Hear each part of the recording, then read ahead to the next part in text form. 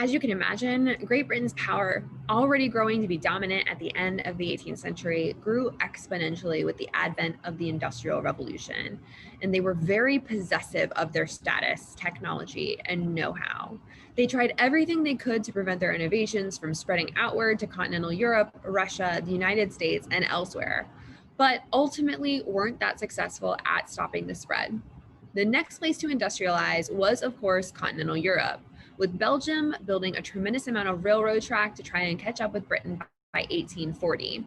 Next was Germany, where after unification, the German government supported the development of both the factory system, or of all of the above, the factory system, railroads, and other technologies and industries such as the chemical and electrical equipment industries. In Russia, industrialization was actually very controversial. There were those that were split between people who wanted to preserve Russian agricultural greatness and those who sought to modernize it. With the help of German engineers, Russia was able to complete the Trans-Siberian Railroad, which was an absolutely astounding undertaking. The United States, after the Civil War, was an industrial miracle, spurred by government-supportive industry left over from the war, vast land and natural resources, a huge immigrant population, and beneficial port centers.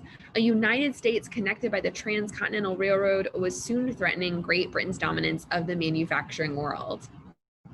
Outside of the traditional West, attempts at industrialization were more spotty. Let's start in Egypt. At the turn of the 19th century, the Khedive of Egypt, Muhammad Ali, not to be confused with the boxer, who was himself actually not Egyptian, but Albanian, which is a testament to how the Ottoman bureaucracy worked, sought to modernize and even industrialize Egypt. Starting in 1805, he reorganized the agricultural system from small independent peasant farms into large, almost corporate estates.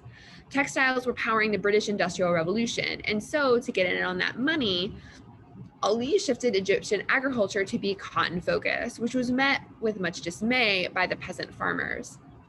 Despite the deep misgivings and often outright rebellions of the Egyptian peasants, Ali needed British money to support both his mechanization and militarization attempts and to keep the Ottomans off his back.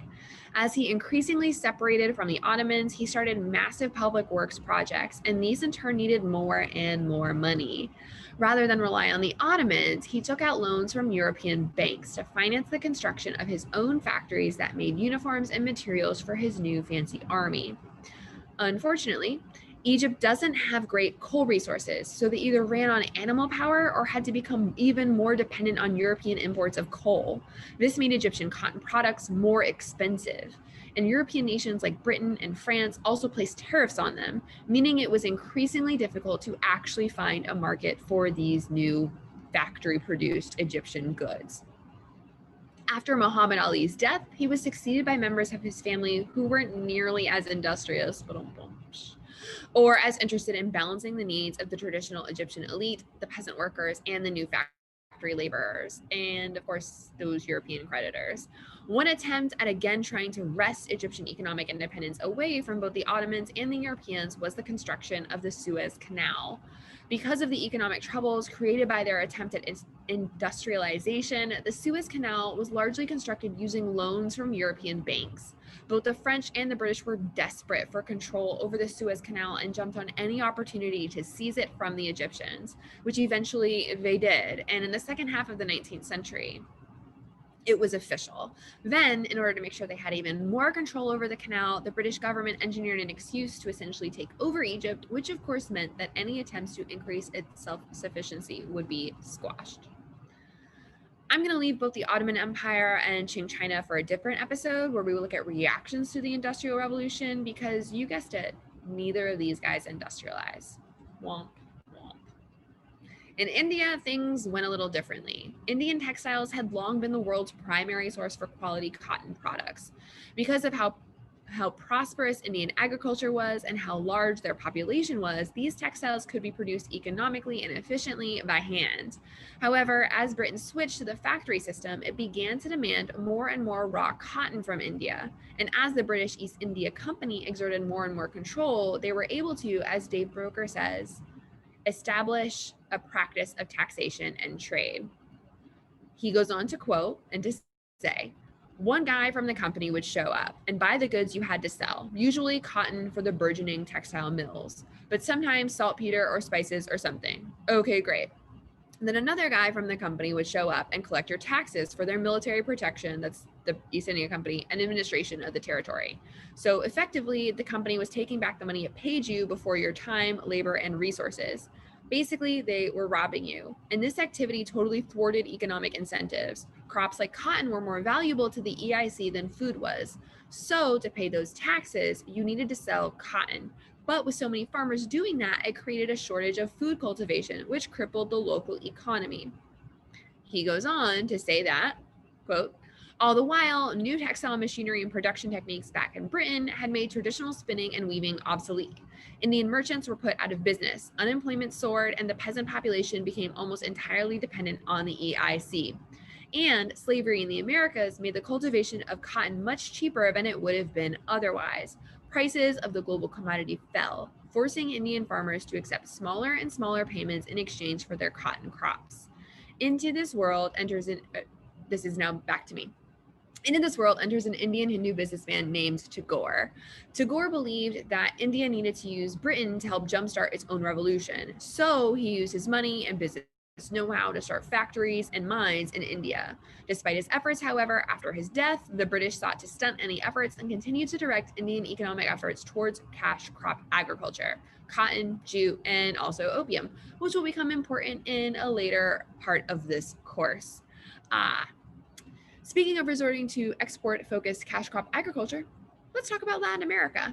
While Great Britain, freed of its North American colonial obligations, is pursuing an active industrial revolution, Spain and Portugal, are not.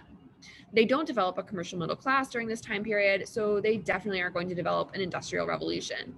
However, as they gain their independence, those Creoles who had become so well educated and so wealthy are definitely interested in pursuing the factory system. These Creoles want to mechanize sugar and coffee production first and foremost, but you can also see that they'd probably want their own textiles too in order to get even more independence from Europe. Unfortunately, though, Europe is already too far along. Despite their efforts, these fledgling factories can't keep up with demand, and they have huge overhead to get started, and so are finally just dwarfed by Great Britain's low prices. These same elites, meanwhile, had already begun trying to make a cosmopolitan neo-Europe in their growing metropolises. More and more European immigrants moved to Latin America, and investment from European corporations and other firms flooded in. These firms, though, didn't really invest in the continued industrialization of Latin America, but rather in the mineral and other resources that could be exported back to Europe. Latin America's rich mineral wealth and large estates could produce raw materials and agricultural products to further support the boom in Europe, while the almost aristocratic elite landowners continued to be enriched. So there wasn't really an incentive to pursue industrialization as long as the money continued to pour into the hands that ran the countries. One of the major questions that historians continue to debate is whether these regions didn't industrialize because there were certain qualities inherent to them that they were missing, or rather, if Europe kind of put their hand on the scale to tip it against these places actually developing these industries. Now, I leave that question for you. What do you think?